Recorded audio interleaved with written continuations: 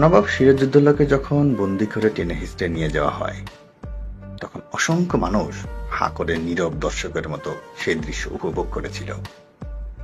শুধু তাই নয়, পিঠে ছুরিকাঘাত করার পূর্বে নবাবকে কাঁটাওয়ালা সিংহাসনে বসিয়েও ছেঁড়া জুতো দিয়ে পিটিয়ে যখন অপমান করা হচ্ছিল, তখন হাজার হাজার মানুষ সে তামাশা দেখে ব্যাপক বিনোদিত হয়েছিল।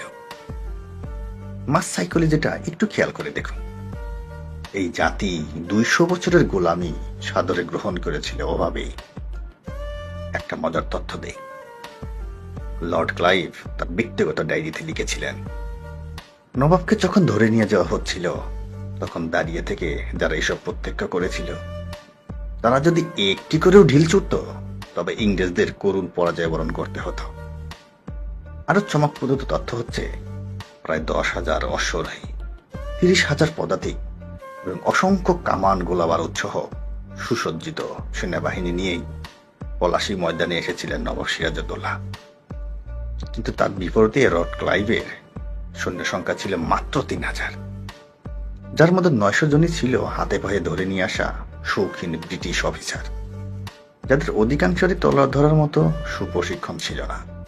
এরা কোনোদিন যুদ্ধও করেনি।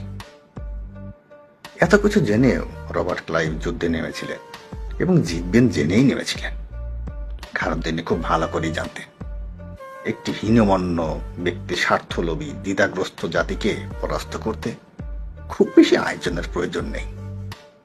বড় সৈন্যবাহিনী এদের জন্য মশা মারতে কামান দাগার মতো, যাদেরকে সামান্য দাবার চালেই মাত করে দেয়া যায়। তাদের জন্য হাজার হাজার সৈন্যের জীবনের ঝুঁকি তিনি কেন নেবেন?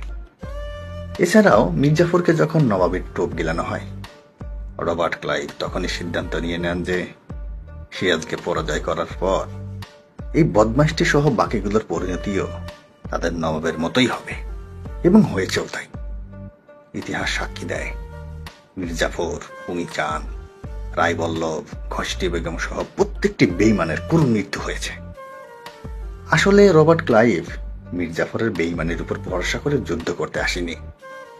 তিনি যুদ্ধে নেমেছিলেন বাঙালির মানসিকতা নিখুঁতভাবে বিশ্লেষণের মাধ্যমে ভবিষ্যৎ আন্দাজ করে।